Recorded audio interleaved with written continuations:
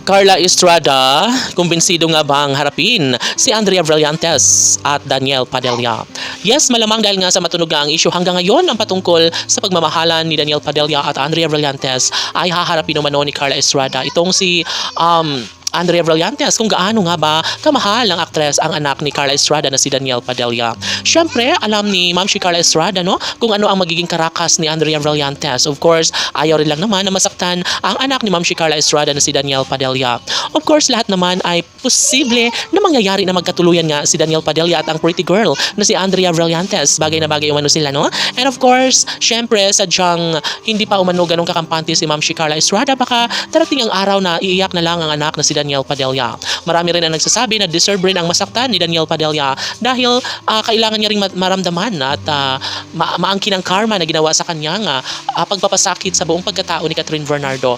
Kaya hindi naman siguro dahil mapagpatawad si Catherine at ipinapaubaya na nga ni Catherine Bernardo kay Andrea Brillantes ang lalaking naging karelasyon niya sa loob ng 11 taon. Siyempre mahaba-haba yon at hindi talaga agad-agad na matatanggap ni Catherine Bernardo ang pagkawalay nila sa isa't isa, ang mawasak ng tuluyan ng kanilang pagmamahalan. Of course, nariyan si Ma'am si Carla Estrada na talagang nagsasabi na dapat hindi na nangyayari ang kanilang paghihiwalayan dahil wala rin namang saysay ang lahat, no? Siyempre, plano na sana ni Ma'am si Carla Estrada na magkaroon nga ng pagkakatagumpay sa kasalang kanyang pinangarap para kay Daniel Padilla at Catherine Bernardo. Ngunit sa mga pagkakataong ito ay tila isang malaking unos, bagyo na dumating sa kanilang relasyon, kaya nangyayari ang panlalamig at tuluyang pagkakahiwalay. Siyempre, ako hindi rin naman sinisisi ni Catherine Bernardo si Andrea Brillantes dahil sadyang babae lamang si Andrea Brillantes. Dahil kung talagang mahal umano si Catherine Bernardo ay hindi na magagawa pang magpa-comfort sa iba itong si Daniel Padilla.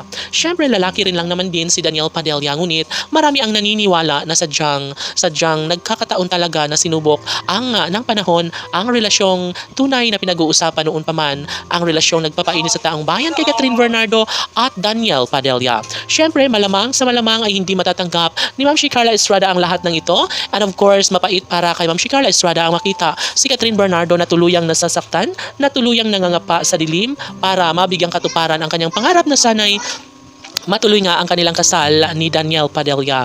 Siyempre, lahat ay nangangarap na mabuo ang kanilang pangarap sa isa't isa at ito lamang ang tanging masasabi ng taong bayan.